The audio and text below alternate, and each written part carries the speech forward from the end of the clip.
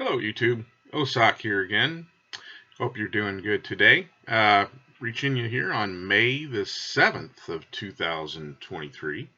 And today I wanted to show you a new version that, for me, if anyway, of the Rossi R92, which is of course a 92 Winchester clone, or patterned after that. And so, as you probably know by the title, I'm going to be comparing my new Rossi with my the older one to me, which is still new. And this one is the rifle version. Okay, and it's so long I can barely even get it on the screen. So this one has a 24-inch octagonal barrel, as you can see. Okay, it's got the flats. And of course, it has the rifle furniture. There's some other differences. This one happens to be chambered in 357 Magnum, whereas my carbine, which is a 20-inch version, is chambered in 45 Colt. Okay, you'll notice a little difference here. So I'm going to go through some of these differences and kind of show you the difference between the carbine version and the rifle version. Okay, so let's start from the back.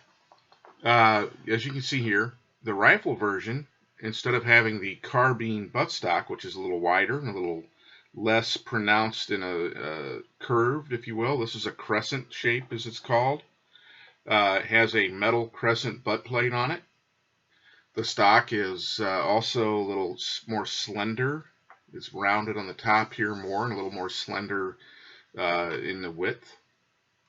And then as you progress towards the front of the carbine, okay, you'll notice that it has a longer forearm and a cap here instead of a barrel band.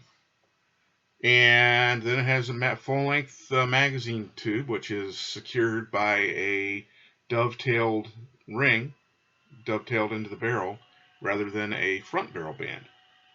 Okay, has the same front sight, basically. And, of course, with the longer magazine tube, because it's a 24-inch barrel, it's going to hold more rounds. So it holds 12 rounds instead of the 20-inch carbine magazine, which holds 10. Okay. Now, as with my carbine, you can see that the R922 or 922R regulation, which requires a safety be added on to imported firearms. Okay, the safety that is installed for that purpose is gone, and in its place is a little button, and I did this on my carbine as well. This one also has a stainless steel follower, magazine follower, that I put in there in the appropriate caliber size, of course, a little bit smaller diameter. But just like my 45 Colt, very smooth operation right out of the box. Of course, this is unloaded and cleared, and in great shape. The wood to metal fit and finish is wonderful. I love the wood, very pretty wood, nice dark. I think this is Brazilian rosewood, I think is what it is, as I found out, and really, really nice. Deburred. It loads very easily through the loading port here. Okay, and very, very nice, very nicely done. Really like it. The rear buckhorn sight is exactly the same as on the carbine. And as with the carbine, it has the elevator. And I did buy the extra elevators in different sizes so I can actually zero the rifle in more precisely when I take it to the range to do that. Okay, now just bringing out my 45 Colt. Again, you can see the things I was talking about. We have the barrel band with a shorter forearm, and the front is the magazine tube is secured with another barrel band.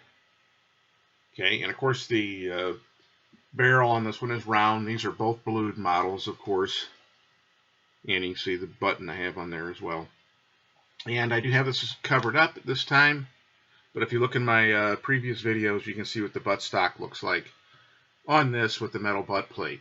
A friend of mine does leather work and made me a nice butt cuff for this with a Texas star on it. And you can see his, if you're interested in this, you like it, which I do an awful lot, you can see the name right here.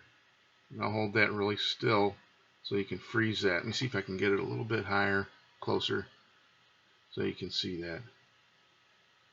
I don't know if that's going to show up, but I'll read it to you. So it says Lone Star Leatherworks in Austin, Texas. Lone Star Leatherworks in Austin, Texas. And Captain Sam McDermott is his cowboy name, alias. So if you're interested in that more, I can put you in touch. Just leave me a comment to that effect, and I'll be happy to do that. Really nice. Keeps it on your shoulder a little nicer when you're shooting rapid fire. So anyway, and I have had this to a cowboy match now, and I did post a quick clip of me using it on a stage. So you can watch that if you're interested on another video. Okay. Other than that, I guess I can show you the muzzles. Show you kind of the difference between a 357 and a 45 Colt. Just a tad difference.